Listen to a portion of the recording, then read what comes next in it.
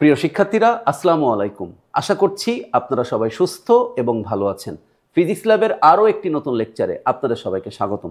প্রিয় শিক্ষার্থীরা, আজকের লেকচারে আমরা এসএসসি ফিজিক্সের পদার্থের অবস্থা ও চাপ অধ্যায়ের একটি গুরুত্বপূর্ণ সিকিউ প্রবলেম নিয়ে আলোচনা করব। প্রিয় শিক্ষার্থীরা, তাহলে আসুন শুরু করা যাক।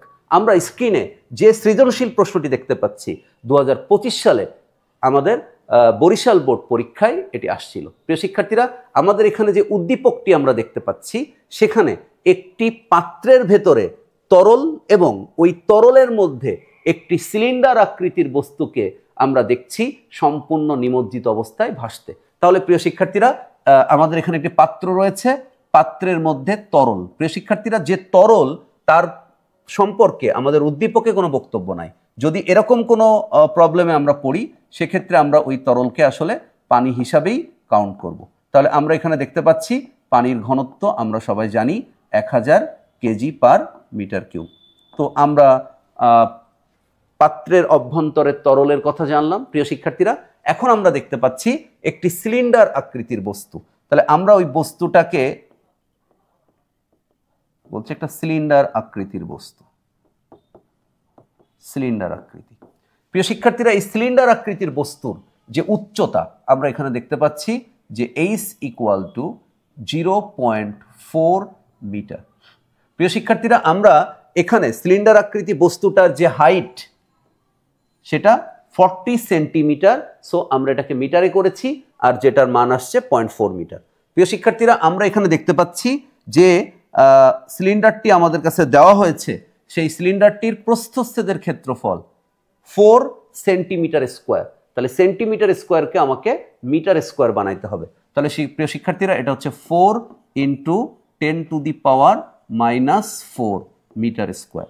তার মানে হচ্ছে আমরা যে সিলিন্ডারটি নিয়েছিলাম সেই সিলিন্ডারটির প্রস্থচ্ছেদের ক্ষেত্রফল 4 × 10⁻⁻4 মিটার স্কোয়ার। ওকে প্রিয় শিক্ষার্থীরা, আমরা এখানে আরো একটি তথ্য দেখতে পাচ্ছি, সেটি হচ্ছে আমরা এই যে পাত্রটির ভেতরে তরল রেখেছি, এই তরলের মুক্ত পৃষ্ঠ হচ্ছে তরলের মুক্ত পৃষ্ঠ বা মুক্ত তল।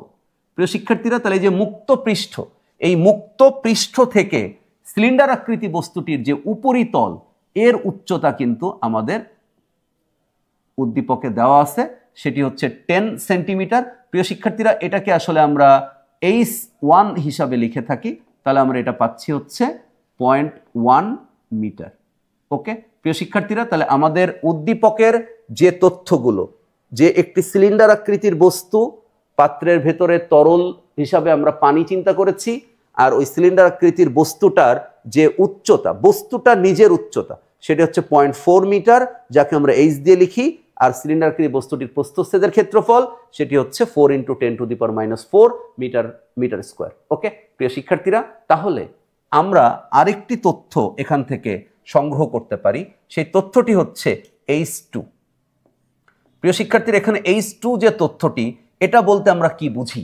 H2 বলতে আসলে আমরা বুঝি তরলের মুক্ত পৃষ্ঠ থেকে এই যে বস্তুটি অর্থাৎ সিলিন্ডার আকৃতি বস্তুটি এর একদম নিচতল পর্যন্ত উচ্চতা। তার মানে প্রিয় শিক্ষার্থীরা, আমরা এখানে বলতে পারি h1 + h, যদি এটা আমরা নির্ণয় করি অর্থাৎ h1 মানে হচ্ছে 0.1 আর h মানে হচ্ছে 0.4 মিটার।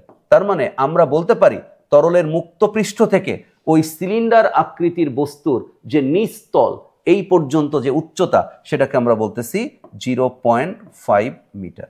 তার মানে প্রিয় শিক্ষার্থীরা, আমাদের উদ্দীপকের সকল তথ্যকে আমরা বিশ্লেষণ করেছি। এবার আমরা প্রশ্ন পড়তে চাই, যেটা আমাদেরকে সলভ করতে হবে, অর্থাৎ আমাদের গ এবং ঘ নং। প্রিয় শিক্ষার্থীরা, আমাদের গ যে প্রশ্নটি, সেটি হচ্ছে বস্তুর উপরের পৃষ্ঠে কত চাপ অনুভূত হবে। বস্তুর উপরের পৃষ্ঠে অনুভূত চাপ। প্রিয় শিক্ষার্থীরা, আমরা জানি তরলের মধ্যে যদি কোনো বস্তু থাকে বা কোনো বিন্দুতে বা কোনো বস্তুর উপরে যদি আমরা যে তরলের চাপ এটা যদি বের করতে চাই, তাহলে তরলের মুক্ত পৃষ্ঠ থেকে ওই বিন্দু বা ওই পৃষ্ঠ বা ওই তল পর্যন্ত উচ্চতা আমাদেরকে চিন্তা করতে হবে।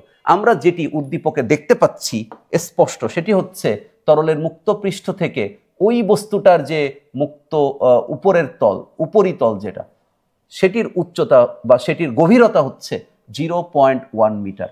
তার মানে প্রিয় শিক্ষার্থীরা, যদি আমরা এই গ দাগটা এখন সলভ করতে চাই, তাহলে আমরা জানি তরলের অভ্যন্তরে কোনো বিন্দুতে চাপ, এটি মূলত নির্ভর করে তিনটি বিষয়ের উপর।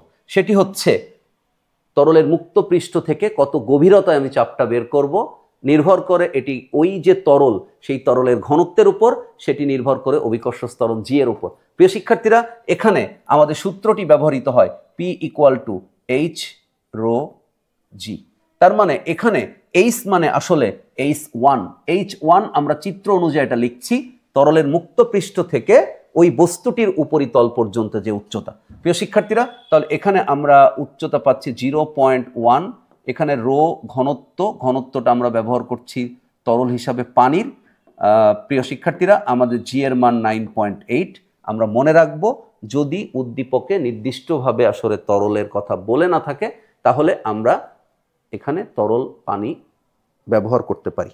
ওকে প্রিয় শিক্ষার্থীরা, তাহলে পানির ঘনত্ব আমরা এখানে বসিয়েছি 1000 kg/m³। ওকে, 0.1 × 1000 × 9.8, এটার উত্তর হচ্ছে 980 প্যাসকেল।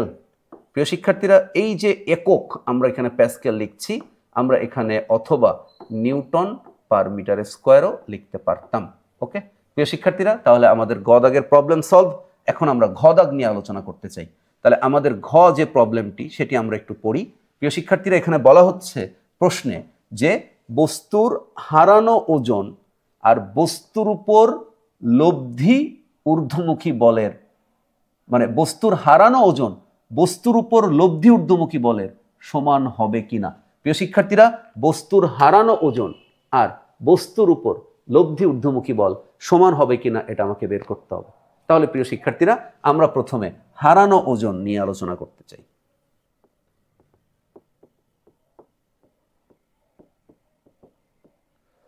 তাহলে প্রিয় শিক্ষার্থীরা, হারানো ওজন এটাকে আমরা বলতেছি ডাব্লু। তো ডাব্লু = আমরা বলতেছি রো ভি জি। আমরা সবাই জানি যে হারানো ওজন, প্লবতা, অপসারিত তরলের ওজন এবং লব্ধি ঊর্ধ্বমুখী বল, আমি যাই বলি না কেন, এই চারটা শব্দ আলাদা আলাদা হতে পারে, কিন্তু এর মিনিং অর্থাৎ এর মানে কিন্তু এক, এবং এর গাণিতিক যে সমীকরণ রো ভি জি, সেটাও কিন্তু সেম। প্রিয় শিক্ষার্থীরা, আমরা মনে রাখবো প্লবতা, হারানো ওজন, অপসারিত তরলের ওজন এবং লব্ধি ঊর্ধ্বমুখী বল, এটাকে আমরা বলতেছি আসলে রো ভি জি। ওকে প্রিয় শিক্ষার্থীরা, তাহলে আমরা এখানে হারানো ওজনটা এখন বের করতে চাই। তো হারানো ওজন আমরা এখানে দেখতে পাচ্ছি রো মানে হচ্ছে এখানে 1000। ওকে প্রিয় শিক্ষার্থীরা, ভি, আমাদের যে বস্তুটি আমরা এখানে নিয়েছি সিলিন্ডার আকৃতির, প্রিয় শিক্ষার্থীরা, এই বস্তুটির আয়তন আমাদেরকে কিন্তু বলে দেওয়া হয় নাই, কিন্তু এই বস্তুটির প্রস্থচ্ছেদের ক্ষেত্রফল এবং এই বস্তুটির উচ্চতা আমরা জানি।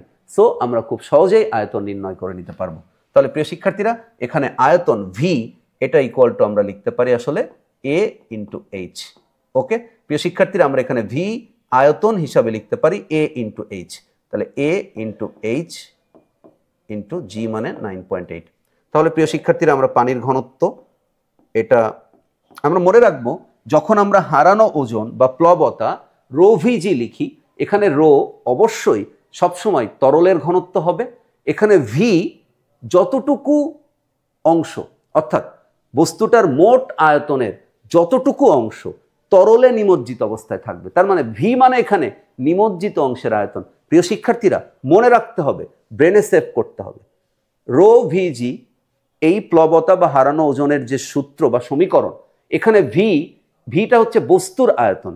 তবে এখানে আমাদেরকে খেয়াল রাখতে হবে, বস্তুটার নিমজ্জিত অংশের আয়তন আমাকে বসাইতে হবে, বস্তুটার নিমজ্জিত অংশের আয়তন আমাকে বসাইতে হবে। আপনাকে মনে রাখতে হবে, ওই বস্তুটার যতটুক আয়তন তরলের মধ্যে থাকবে, আমরা ততটুক আয়তন বসাবো। আমরা চিত্রে কি দেখতে পাচ্ছি? আমরা দেখতে পাচ্ছি এখানে ওই সিলিন্ডার আকৃতির বস্তুটি সম্পূর্ণভাবে নিমজ্জিত অবস্থায় ভেসে আছে, অর্থাৎ ওই বস্তুটির টোটাল যে আয়তন, তার সম্পূর্ণ অংশই ওই পানির নিচে। ওকে প্রিয় শিক্ষার্থীরা, তাহলে এখানে আমরা ভি পুরো সিলিন্ডার আকৃতি বস্তুর আয়তনের মানই বসাবো। তাহলে এখানে 4 × 10⁻⁻⁴, এটা হচ্ছে প্রস্থচ্ছেদের ক্ষেত্রফল, ইন্টু এইচ মানে প্রিয় শিক্ষার্থীরা আমরা বের করেছিলাম বা এখানে দেওয়া আছে সেটা হচ্ছে 0.4 মিটার। তাহলে এটা হচ্ছে 0.4 মিটার। এটাকে আমরা একটু ব্র্যাকেট দিচ্ছি যাতে আয়তনটা আমরা বুঝতে পারি। এটা হচ্ছে 9.8। প্রিয় শিক্ষার্থীরা, এখন এটা আমাকে ক্যালকুলেট করে বসাইতে হবে, জাস্ট ক্যালকুলেশন, আর কিছুই নেই। তাহলে 1000 গুণ 9.8 গুণ 4 ইন্টু 10⁻⁻4 ইন্টু 0.4। প্রিয় শিক্ষার্থীরা, এটার উত্তর আসছে 1.568 নিউটন। ওকে ওকে প্রিয় শিক্ষার্থীরা, তাহলে আমরা হারানো ওজনের মানটা পেয়েছি। আমাদের এখন কাজ হচ্ছে লব্ধি ঊর্ধ্বমুখী বলের মানটা বের করা। তাহলে প্রিয় শিক্ষার্থীরা, আমরা যে কাজটি করব, এখন আমরা ঘ নম্বরের বাকি অংশটা বের করতে চাই। এখন লব্ধি ঊর্ধ্বমুখী বল। প্রিয় শিক্ষার্থীরা, আমি একটু আগে আপনাদেরকে বলতেছিলাম যে প্লবতা, হারানো ওজন, অপসারিত তরলের ওজন, লব্ধি ঊর্ধ্বমুখী বল, এটা সেম জিনিসকে নির্দেশ করে। তার মানে এই লব্ধি ঊর্ধ্বমুখী বল মানে আসলে রো ভি জি। লব্ধি ঊর্ধ্বমুখী বল মানেও রো ভি জি। কিন্তু আমরা কি একটু চিন্তা করতেছি যে আমরা একটু আগে হারানো ওজনটাও রো ভি জি দিয়ে বের করলাম, তাহলে লব্ধি ঊর্ধ্বমুখী বল এটাও কি আমরা এখন রো ভি জি দিয়ে বের করব? তাহলে তো অঙ্কটা সেম দেখাবে, একই জিনিস, বাস্ট একদম জাস্ট কপি আর পেস্ট, এইটা বুঝাবে। প্রিয় শিক্ষার্থীরা, আমরা লব্ধি ঊর্ধ্বমুখী বল যখন বের করব, আমরা একটু মনে রাখবো লব্ধি ঊর্ধ্বমুখী বল যে সিচুয়েশনে আমাদেরকে অঙ্কে বের করতে হয় সেখানে H1 আর H2 দেওয়া থাকে। প্রিয় শিক্ষার্থীরা, আমরা এই জিনিসটা মনে রাখবো, H1 আর H2 যদি দেওয়া থাকে, লব্ধি ঊর্ধ্বমুখী বল রো ভিজি দিয়ে আমরা বের করব না। আমরা জানি হারানো ওজন, প্লবতা, লব্ধি ঊর্ধ্বমুখী বল, এটার ম্যাথমেটিক্যাল ইকুয়েশন রো ভিজি আমরা জানি, কিন্তু আসলে এটা সেম ওয়ে হয়ে যাবে আমাদের অঙ্কটা করার। এই জন্য লব্ধি ঊর্ধ্বমুখী বলের ক্ষেত্রে আমরা যদি H1 আর H2 আমাদের উদ্দীপকে দেওয়া থাকে, তাহলে এটা আমরা একটু ভিন্নভাবে চিন্তা করব। প্রিয় শিক্ষার্থীরা, আমরা যখন আর্কিমিডিসের প্রিন্সিপাল পড়েছিলাম তখন কিন্তু আপনারা পড়েছিলেন যে লব্ধি ঊর্ধ্বমুখী বল আসলে F net force equal to F2 minus F1। আমি আপনাদেরকে এই অঙ্কটা সলভ করার জন্য F2 আর F1 এর পরিচয়টা আরেকবার দিতে চাই। F1 মানে হচ্ছে এই যে আমরা তরলের মুক্ত পৃষ্ঠ থেকে বস্তুর যে উপরিতল, অর্থাৎ H1 ইকুয়াল টু 0.1 মিটার, এই উচ্চতার এই যে এ ক্ষেত্রফল, এই সোজা যত তরল আছে, অর্থাৎ আমরা যদি একদম এই কিনারা থেকে এটা যোগ করি আর এই কিনারা থেকে এটা যোগ করি, তাহলে আমরা বলতে পারি এই যে ক্ষেত্রফল, অর্থাৎ যে ক্ষেত্রফলটি আমাদের এখানে দেওয়া আছে, এই ক্ষেত্রফলের সোজা যত পানি আছে, যত তরল আছে, এই উচ্চতার যত তরল আছে, সবাই ওই বস্তুটির উপরিতলে একটি নিম্নমুখী ওজনজনিত বল দিবে। প্রিয় শিক্ষার্থীরা, সেই নিম্নমুখী ওজনজনিত বলের পরিমাণ আমরা বলতেছি হচ্ছে F1। আর এই যে আপনারা উচ্চতাটা দেখতে পাচ্ছেন, অর্থাৎ মুক্ত তল থেকে বস্তুর নিচতল পর্যন্ত যে উচ্চতা আপনারা দেখতে পাচ্ছেন, যে H2 আপনারা দেখতে পাচ্ছেন, যার পরিমাণ 0.5 মিটার, এই উচ্চতার মধ্যে যত তরল থাকবে সেই তরলের ওজনজনিত বল ঊর্ধ্বমুখী হিসাবে এই বস্তুটা উপরের দিকে লাভ করবে।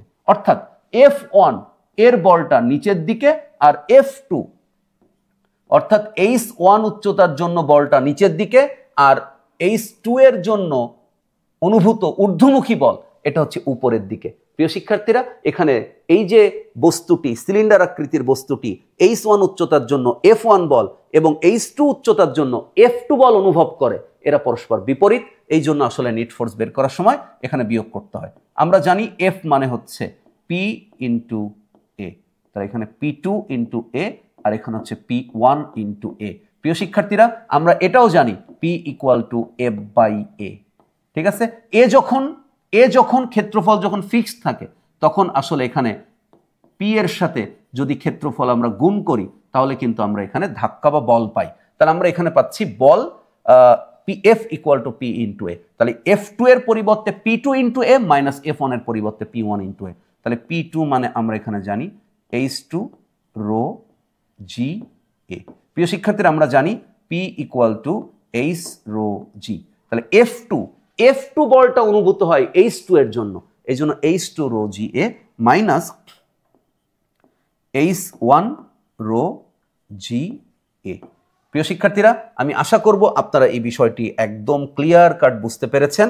আমরা এখানে বলতেছি আবারও যে আমরা জানি P equal to H rho G, P equal to H rho G, P1 এই যে আমরা P1 যে চাপটা, এই চাপটা আসলে H1 এর জন্য, ঠিক আছে? এই জন্য আমরা এখানে H1 রো G লিখেছি।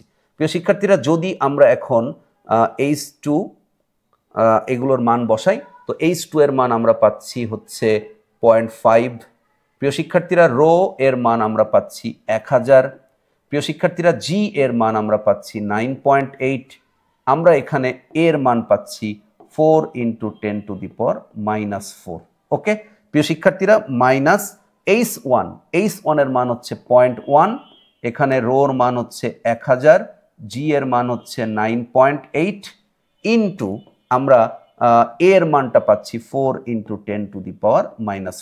তাহলে প্রিয় শিক্ষার্থীরা, আমরা এখন এটা ক্যালকুলেশন করতে চাই। আসলে আমরা আরেকবার আপনাদের জন্য এটা রিপিট করছি। আসলে বিষয়টা খুবই স্পষ্ট, সেটি হচ্ছে আমরা এখানে যে লব্ধি ঊর্ধ্বমুখী বল বের করতে চাই, F net equal to F2 minus F1। F2 এখানে H2 উচ্চতার জন্য যে চাপটা অনুভূত হয়, যে বলটা অনুভূত হয় উপরের দিকে, অর্থাৎ এই সিলিন্ডারের নিচের দিক থেকে উপরের দিকে যে বলটা অনুভূত হয় সেটা হচ্ছে F2। আর F1 H1 উচ্চতার জন্য তরলটা, যেটা নিচের দিকে কাজ করে। তাহলে আমরা এখানে F2 মাইনাস F1, F2 মানে হচ্ছে P2 ইন্টু A, P মানে আবার আমরা এখানে একটু নোট রাখতে চাই, P মানে আসলে H রো G। ওকে, তাহলে আমরা এখানে P2 মানে H2 রো GA, P1 মানে H1 রো GA, আমরা জাস্ট মান বসিয়েছি। এখন আমরা ক্যালকুলেট করব 0.5 × 1000 × 9.8 × 4 × 10⁻⁻⁴।